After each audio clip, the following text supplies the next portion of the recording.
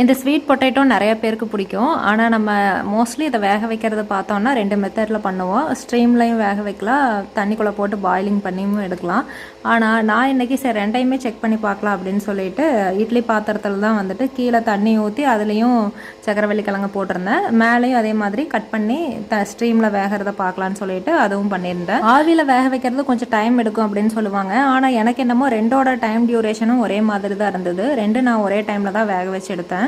இன்னொன்று என்னென்னு கேட்டோம்னா, இது வந்து பாயில் பண்ணி எடுத்ததை விட மேலே நான் ஸ்ட்ரீமில் வச்சுருந்தது தான் செம்ம டேஸ்ட்டாக இருந்தது. அதோட ஸ்வீட்னஸ் அப்படியே இருந்தது. எப்போ சக்கரவள்ளி கிழங்கு வேக வச்சாலும் அதுக்குள்ளே 1 ஸ்பூன் நாட்டு சக்கரை போட்டு தான் வேக வைக்குவோம்.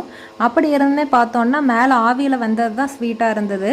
கீழே இருந்தது பார்த்தோன்னா ஸ்வீட்டே இல்லாத மாதிரி சுமாராக தான் இருந்தது சாப்பிட்றதுக்கு. இன்னொன்று என்னென்னு கேட்டோம்னா, நம்ம ஆவியில் வேகிறது தான் அதில் இருக்கிற நியூட்ரியன்ஸ் எல்லாம் அப்படியே இருக்கும்.